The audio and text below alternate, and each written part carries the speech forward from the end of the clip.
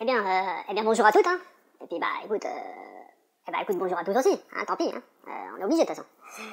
Écoute, c'est Joseph, hein. Alors c'est Joseph pour qui, hein? C'est Joseph pourquoi? C'est Joseph brasseur amateur, hein, pour les amateurs de brassage de bière. Hein.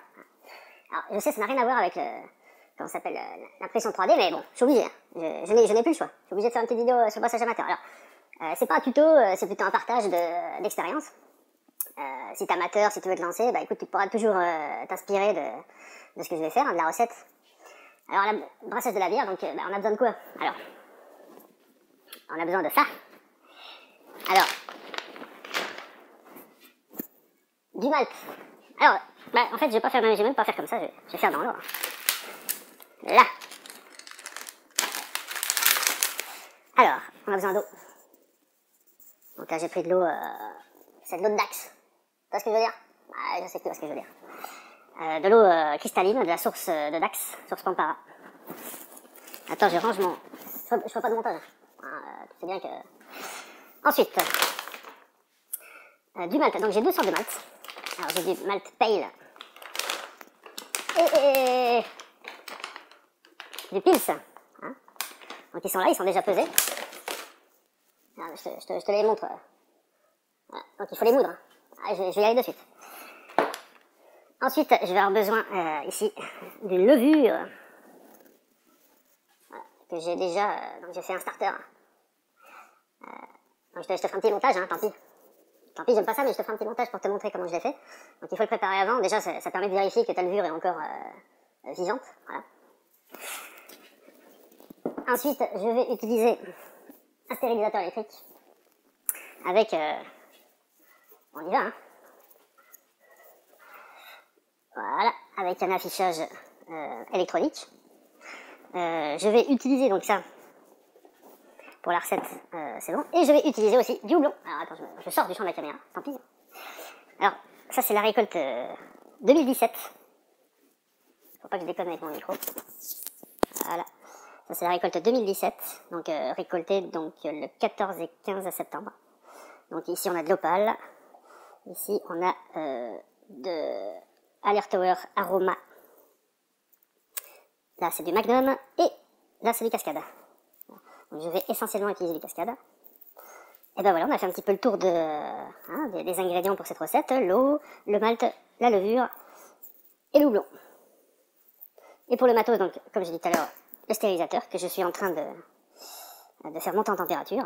Alors c'est la petite nouveauté sur ce brassage là, je vais brasser dans un sac qui permet de filtrer. Ça s'appelle Brewing Bag. On va voir ce que ça donne. Je pense que ça peut être vachement avantageux, il y a beaucoup moins d'opérations, puis on peut tout faire après dans un seul récipient. Ensuite, il me faut une cuve de fermentation. Je vais faire un brassin d'environ 10 litres. Ensuite, j'ai un refroidisseur, donc là j'ai fait un petit système avec une pompe, un réservoir d'eau dans lequel je vais mettre de la glace, un serpentin que j'ai acheté sur Banggood. Écoute, on change pas des trucs qui gagnent. Un serpentin chez Banggood. Désolé, comment tu t'appelles? Brouland, en Belgique. Banggood, ils font des serpentins en inox. Je t'aime beaucoup, hein, Brouland. Hein. Crois-moi, hein, je t'adore, mais bon, 40 € ou comme ça, le serpentin. Je sais. Je sais ce que tu te dis, mais tant pis. Donc, écoute, on va démarrer de suite. Hein. Il faut commencer à moudre le grain. Donc, c'est une opération, c'est que du plaisir. Moudre le grain, c'est que du plaisir. Alors, t'as vu? Tu peux comment ça s'appelle? Te régaler à mettre tes mains dans le malt, comme ça. Voilà, puis pendant que je brasse, je te donnerai quelques petites explications en plus. Donc, c'est une recette. C'est une recette très peu complexe. De malt, un pils, donc c'est quasiment le plus blond qui existe, et un pale. On veut laisser toute la place au houblon, justement. C'est le houblon qui va s'exprimer, donc c'est le houblon du jardin. C'est la récolte personnelle que j'ai mis, que j'ai planté là. On voit derrière la piscine, là, il y a deux tréteaux. Enfin, il y a un portique avec du bambou. Donc c'est un petit peu ça. Donc comme l'an dernier, même recette, sauf que là je vais brasser dans un sac. C'est la seule différence. Ça ne change rien, sauf cette méthode-là. Pour réaliser mon starter de levure, j'ai fait bouillir de l'eau sucrée pour la stériliser, puis je l'ai recouvert d'un papier aluminium. Je vérifie que la température soit bien redescendue en dessous de 28 degrés.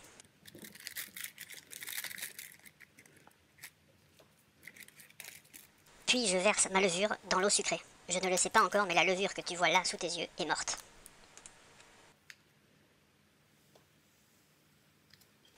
C'est pour cela que je réalise toujours 2 starters. Les levures sont des organismes extrêmement fragiles, leur seule défense, c'est de mourir.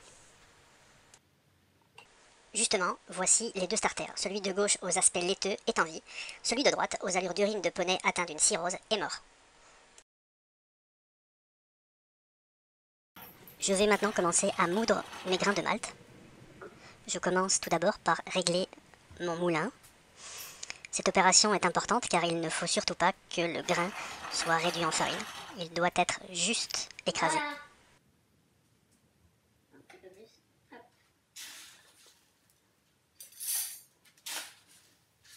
Cette opération me prendra environ 10 minutes.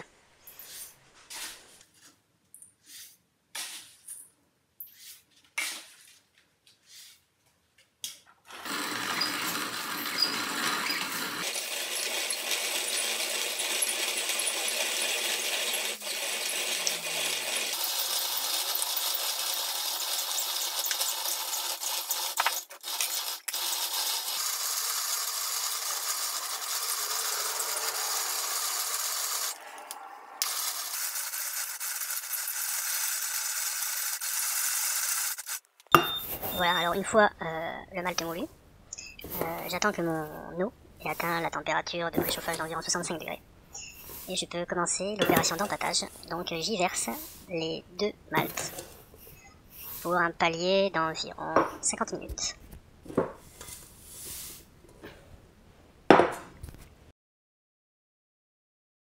La température de mon eau est actuellement de 65 degrés. C'est la température nécessaire pour que les amylases qui se sont créées lors de la germination du grain d'orge puissent transformer l'amidon en maltose, ce maltose allant ainsi se dissoudre dans l'eau. Durant ces 50 minutes, je vais brasser le mou sans arrêt, de manière à ce que la température soit uniforme dans toute la cuve. Pour finir l'opération d'empâtage, je monte la température à 75 degrés durant 10 minutes pour stopper la transformation de l'amidon. Et pendant ce temps-là, je commence à préparer mon houblon. Il sera introduit dans le mou durant l'opération d'ébullition à 3 moments différents. Mes 3 tas soigneusement pesés seront placés dans des sacs prévus à cet effet que j'ai achetés chez Brouland en Belgique. Pour ma recette, j'ai utilisé 2 variétés de houblon, le Magnum pour l'amertume et le Cascade pour son parfum prononcé d'agrumes.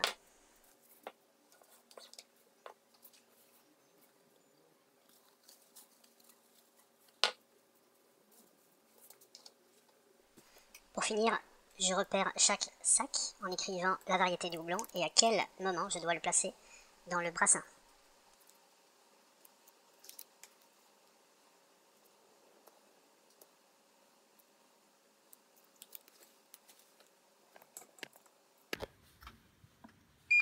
Le mash-out étant terminé, je passe le stérilisateur en mode ébullition, c'est-à-dire à 100 degrés, pendant 60 minutes.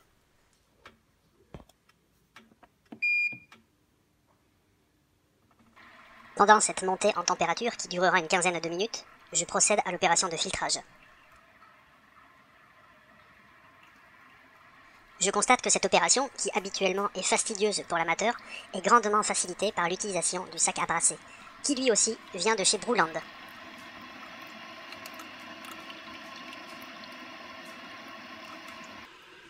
Une fois la température d'ébullition atteinte, je fais infuser mon premier sac à houblon.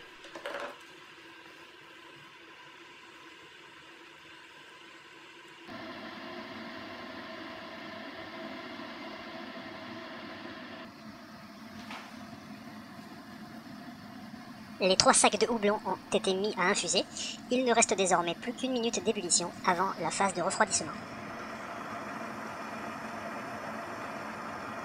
Tout juste avant la fin de l'ébullition, je profite des 100 degrés pour y plonger le serpentin de refroidissement, ce qui aura pour effet de le stériliser.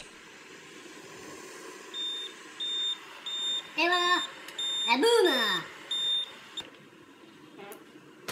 Je place de la glace dans l'eau de refroidissement qui circulera dans le serpentin.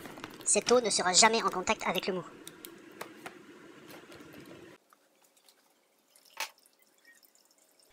Je laisse égoutter tranquillement les houblons.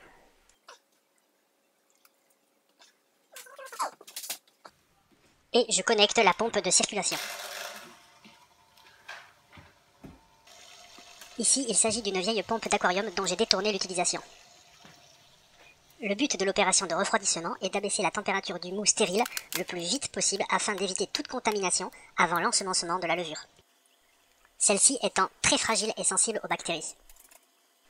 En vitesse accélérée, je constate que mon mou perd environ 5 degrés à la minute. Il n'a fallu qu'une vingtaine de minutes pour descendre la température à 25 degrés. Je peux maintenant transvaser le mou dans le seau de fermentation qui a été soigneusement désinfecté au préalable. Il est temps maintenant d'ensemencer le mou avec la levure. Les opérations de manipulation des levures sont très simples, mais elles demandent une rigueur hygiénique absolue.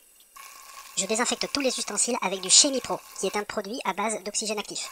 Tous les brasseurs amateurs connaissent ce produit.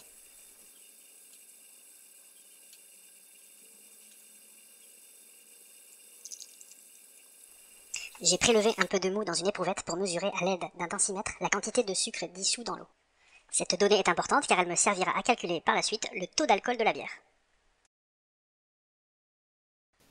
Je referme hermétiquement le seau de fermentation avec son couvercle. Puis je place le bulleur dans l'orifice prévu à cet effet. Le bulleur est une sorte de petit siphon rempli d'eau qui autorise le CO2 de s'échapper du seau, mais interdit l'air et les bactéries d'y entrer. J'ai placé le seau dans mon sous-sol qui est un endroit plutôt tempéré. Et 24 heures plus tard, je constate que des bulles de CO2 sortent du bulleur en abondance. La fermentation a donc bien démarré. Je dirais même qu'elle est plutôt costaud la bougre. Après une semaine entière de fermentation au calme, je décide de soutirer la bière. Cette opération consiste à séparer la bière de toutes les levures mortes qui ont sédimenté au fond du seau et qui pourraient donner un goût désagréable à la bière.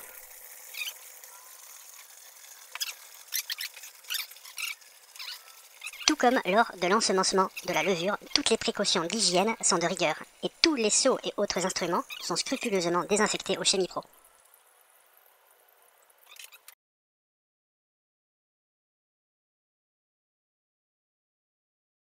Je replacerai cette bière épurée à nouveau en fermentation durant au moins une semaine de plus.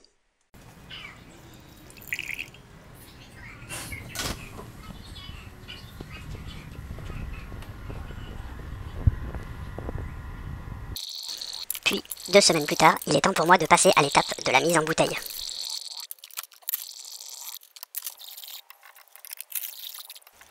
Je commence tout d'abord par désinfecter puis rincer les bouteilles.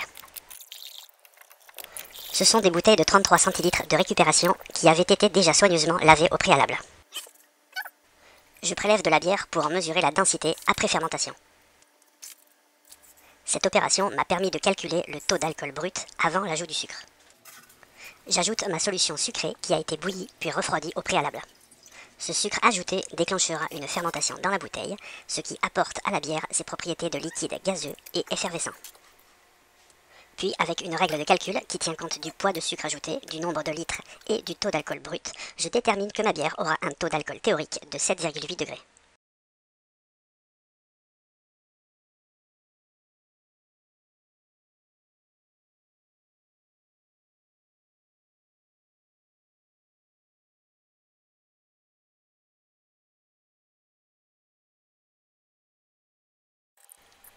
Pour faciliter l'encapsulage, j'ai monté le sertisseur sur ma perceuse à colonne.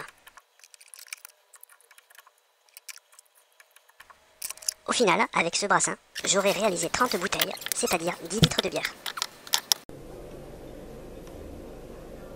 Il est 11 h du matin, mais je n'ai peur de rien. Après 3 mois d'attente, je vais goûter pour la première fois ma bière.